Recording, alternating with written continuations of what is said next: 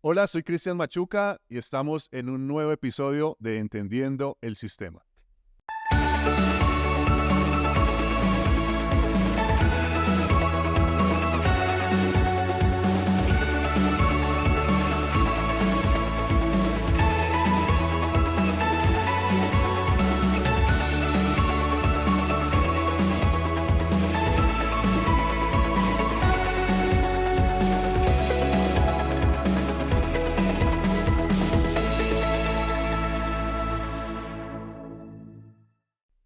Y hoy estamos con un invitado muy especial en esta serie de educación política. Él es David Cote.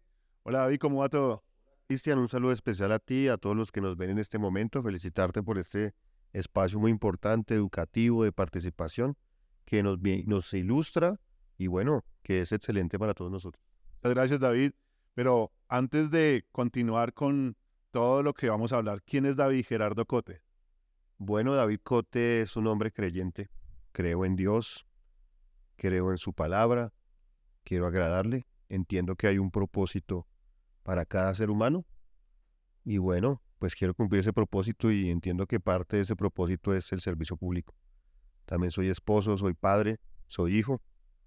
Y bueno, no hay nada más bonito o no hay algo más bonito que nos haya regalado que una familia, ¿no? Y pues estoy disfrutando ese rol, llevo pocos años casado y es muy especial. Dentro del rol de ser padre, ¿qué es lo más bonito que usted ha encontrado cuando es hijo entiende ciertas cosas, pero cuando es padre ya como que comienza a entender qué ha sido lo más bonito que ha visto como padre? Yo creo que descubrir que se es padre, ¿no? Yo leía que las mujeres asimilan más rápido el tema de la maternidad. El hombre se demora mucho más, pero digamos, descubrir esa faceta de tener un bebé, de criarlo, de educarlo, de la responsabilidad que uno tiene ante Dios y la sociedad de levantarlo, es una cosa especial, única. Como creyentes hablamos mucho del servicio, ¿cierto? Muchísimo. Y podríamos decir que un creyente que no sirve, pues a veces hemos escuchado no sirve. Pero ¿cómo se maneja eso dentro del servicio público? ¿Cuál sería la diferencia o qué podríamos ver? El concepto de servicio público tiene dos orígenes. Uno, un origen cristiano, ya me voy a detener en eso, y el segundo, un origen desde la ilustración. Digamos que la ilustración es ese proceso cultural, filosófico, político, desde una idea, digamos, alejada de la fe, la alejada de la idea de Dios. Los dos tienen conceptos y tuvieron o hacen parte o contribuyeron al origen de lo que se llama hoy el servicio público. Desde el punto de vista ilustrado o de la ilustración, el servicio público está dirigido a garantizar las necesidades básicas de la comunidad y de la población, ¿sí? Y es un concepto que incluso en Colombia hemos acuñado porque digamos que nuestro sistema es un sistema un poco copiado de Francia y España, en donde se plantea esa noción de servicio público como ese ejercicio en cabeza del Estado y sus agentes de garantizar la prestación de los diferentes servicios que necesitan la comunidad, la garantía de las necesidades básicas insatisfechas. Pero también hay un segundo origen que es una visión cristiana, donde se entiende al servidor como el esclavo voluntario de otro, ¿sí? Y ese servicio público, digamos, es esa noción de servicio que se mantiene también en el modelo anglosajón de la noción del servicio público, tiene que ver como donde la persona que tiene la vocación, es muy dado el tema de la vocación, ¿sí? Se consagra o entrega su vida a servir a los demás. Por eso se acuña ese concepto de el esclavo voluntario, del prójimo. Uno por esa parte. También usted se da cuenta que también hemos acuñado nosotros el concepto de los ministros, ¿cierto? Entonces, en el modelo anglosajón monárquico, como el modelo británico, por ejemplo, existe la figura, en todos los modelos de monarquías constitucionales existe el modelo o la figura del primer ministro. En esencia se habla del primer servidor, pero viene esa noción de una convicción cristiana, de la vocación y de entender el servicio como ser esclavo voluntario de la comunidad, de los demás. Ahí viene su origen cristiano y básicamente esa es la noción, o las dos nociones que van encaminando en la cultura occidental. Tiene claro el concepto en la cabeza. Eso quiere decir que en algún momento fue profesor o o lo estudió muchísimo. Lo estudia, no, claro, se nota que lo ha estudiado y tiene claro lo que es un servidor público. Y dentro del servicio público, ¿qué es lo más difícil que ha encontrado durante este tiempo que ha trabajado? O primero, ¿cuántos años ha trabajado en el servicio público y qué ha sido lo más difícil que ha encontrado? Yo comparto la visión cristiana del servicio público. Yo creo que todos tenemos una asignación. Yo inicié hablando acerca del propósito que Dios tiene con cada ser humano. En eso Dios entrega una asignación y una vocación, ¿sí? Un llamado, se expresa de un principio más espiritual, pero una visión vocacional. Entonces, uno debe entender el servicio público, o los que entramos en el servicio público, entramos por vocación.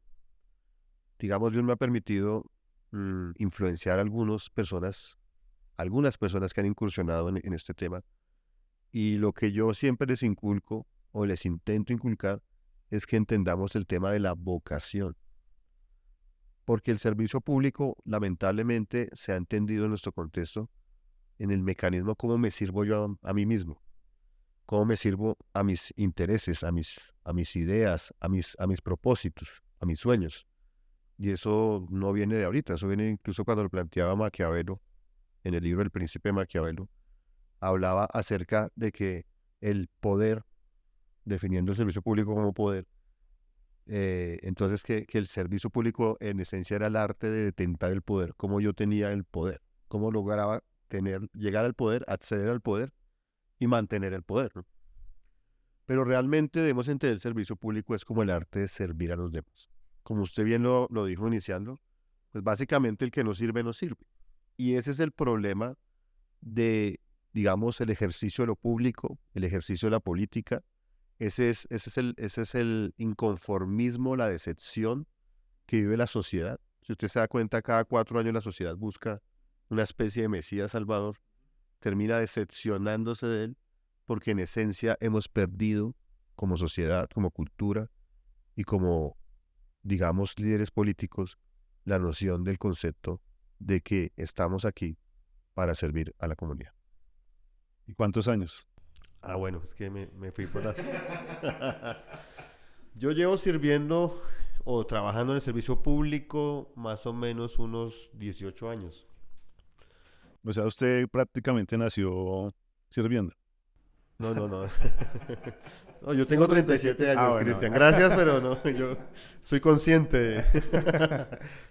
No, digamos que sí me ha apasionado mucho, desde muy niño me apasionaban los temas públicos. Yo recuerdo que yo nací en un hogar cristiano bastante radical en sus inicios, siempre lo ha sido, pero digamos que éramos muy radicales en esa época en el sentido que mi papá no dejaba tener televisor en la casa para no contaminarse, bueno, elementos como esos. Yo creo que usted y No, tenemos de eso, sí, claro. entonces yo veía televisión en la casa de mis abuelos, porque en mi casa no había televisión.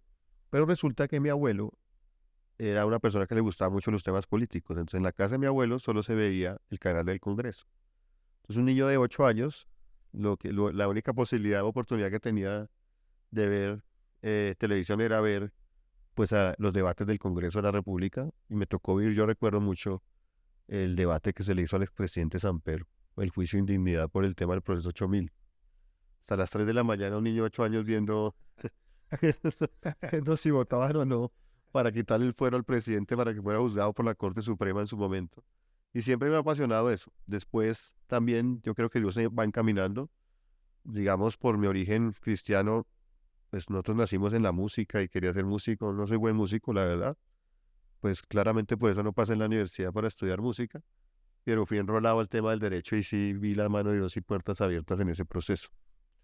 Entonces ha habido una pasión en ese sentido, también el tema de la docencia, y me ha apasionado ese tema. Entonces ahí ya entro más o menos unos 18 años cuando terminé la universidad, incursión en el servicio público, en diferentes partes o áreas o aristas del servicio público, y pues hasta el día de hoy he estado enganchado en este tema. ¿Ha sido fácil? Ya lo pregunté, pero vuelvo y insisto, ¿ha sido fácil el hecho de, usted utilizaba una palabra, esclavo? ¿Ha sido fácil ser, utilicemos esa palabra, esclavo en ese sentido? No es fácil, no es fácil, porque a veces también hay un elemento que es la distorsión del servicio, que es el servilismo. Y a veces uno puede caer en eso, hay que tener muy bien definido el tema. Pero también uno tiene que entender y recordar la vocación en momentos de desánimo, en momentos de dificultades, de las vicisitudes del mundo de lo público, que en esencia es la confrontación de las ideas y a veces de los intereses, pues se ven muchos elementos, ¿no? Donde uno tiene que recordar en esencia es la vocación y la asignación, el propósito. Entonces sí, claramente no es fácil.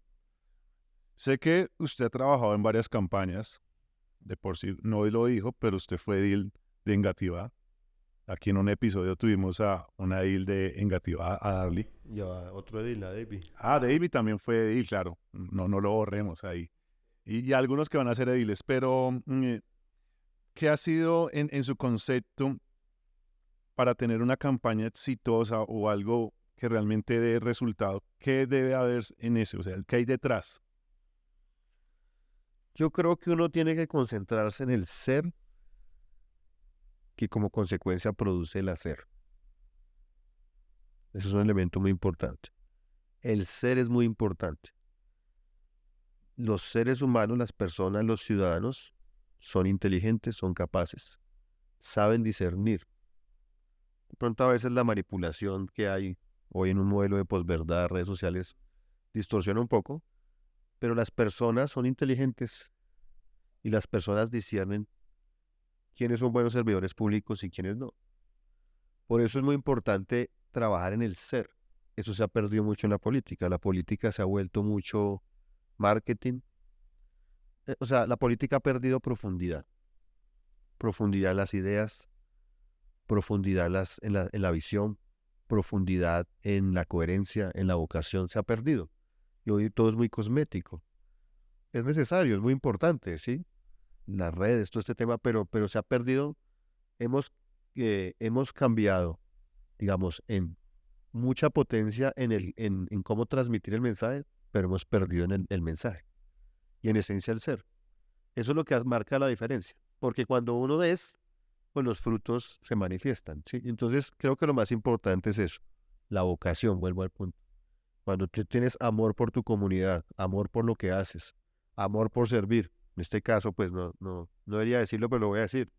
Tú que vas a aspirar a Puente Aranda, cuando amas a Puente Aranda, como edil, cuando amas a tu comunidad y quieres acertar, pues creo que las cosas van a fluir, porque de eso se trata, tener vocación y amor por el ser.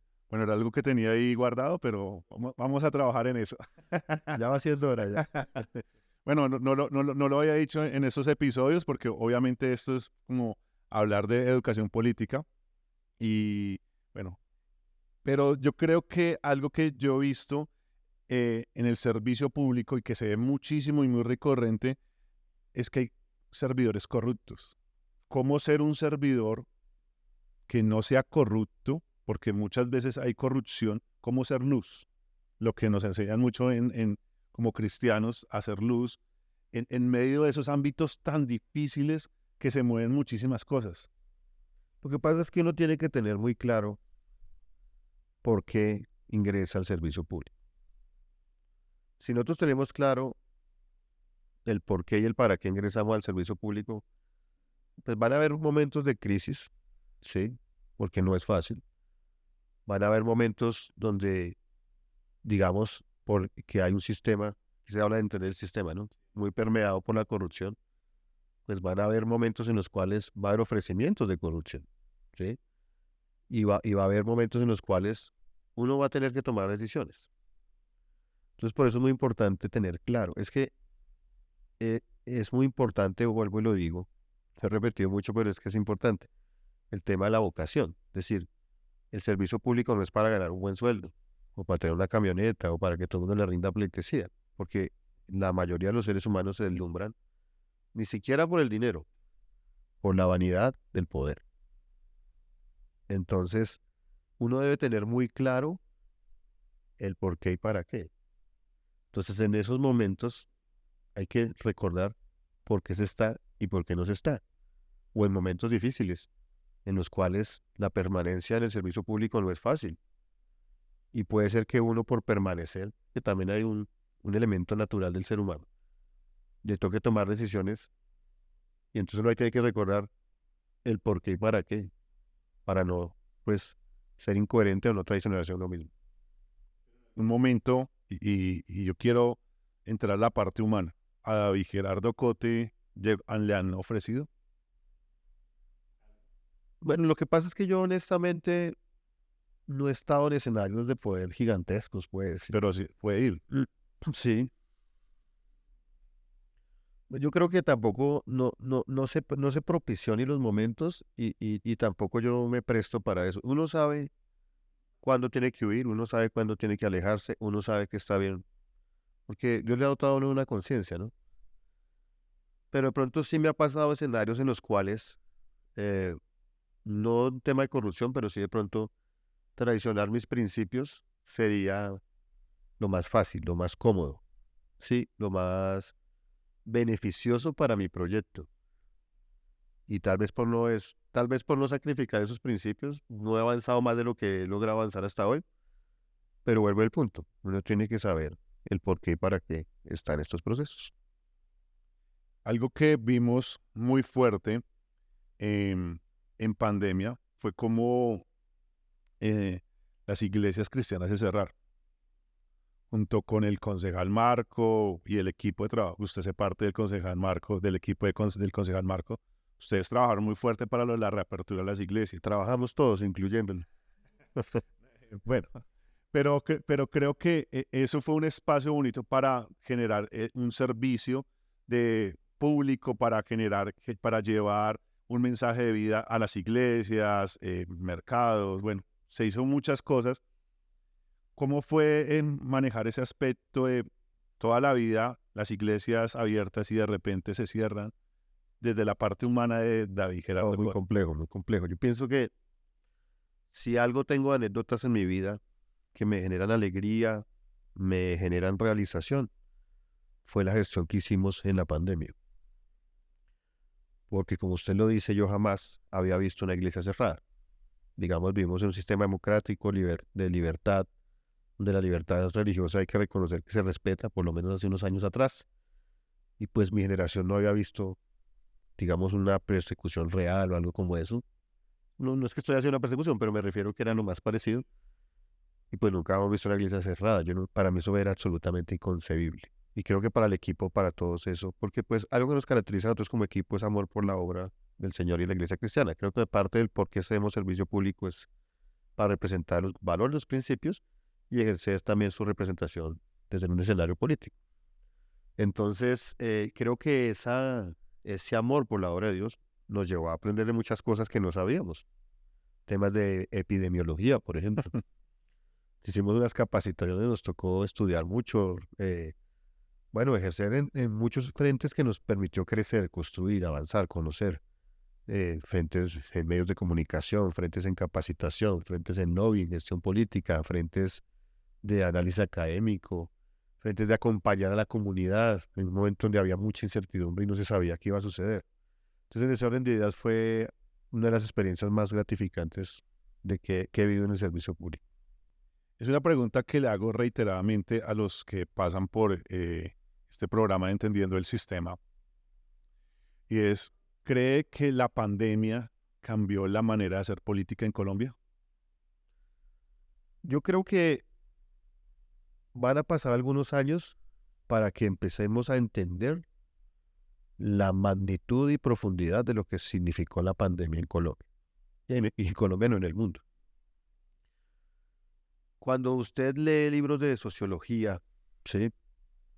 Eh, acerca de la cultura occidental, por ejemplo, usted se dará cuenta que hubo un elemento diferencial entre lo que se llamó la modernidad de la Edad Media.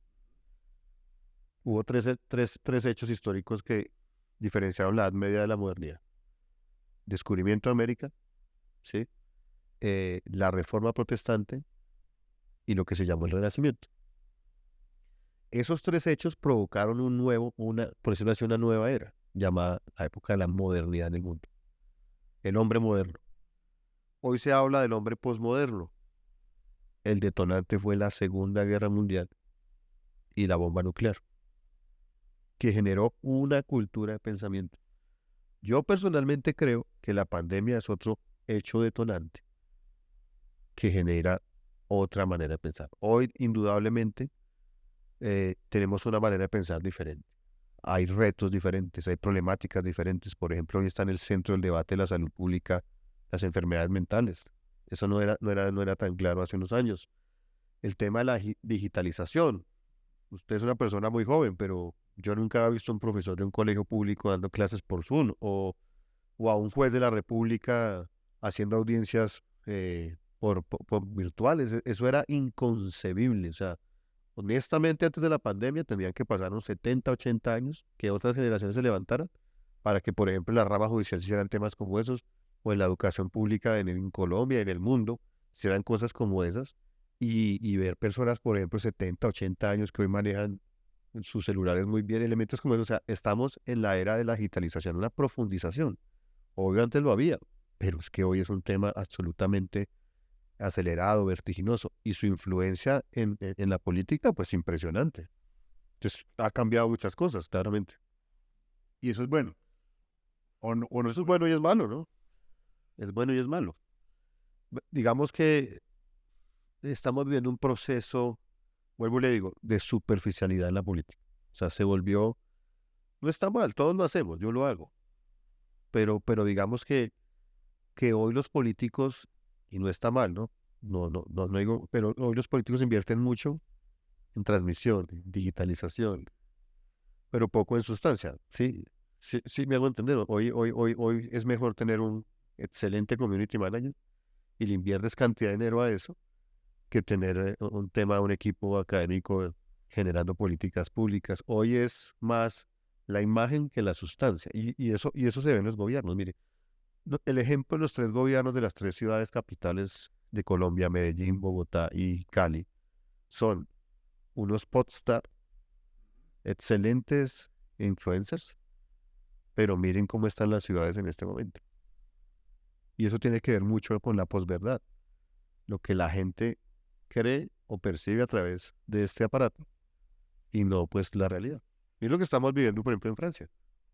Son elementos a analizar que están distorsionando, y eso tiene que ver mucho con un tema de pensamiento cultural y lo que estamos viviendo en esta época, ¿no? Bueno, podríamos decir una posverdad. Sí, tiene que ver con la posverdad. Bueno, David, muchísimas gracias por este espacio, pero no sé si quisiera dejar un mensaje final a aquellas personas que están viendo este episodio de Entendiendo el Sistema. Bueno, pues un saludo para todos ustedes que son fieles seguidores de este interesante e importante programa de Entender el Sistema.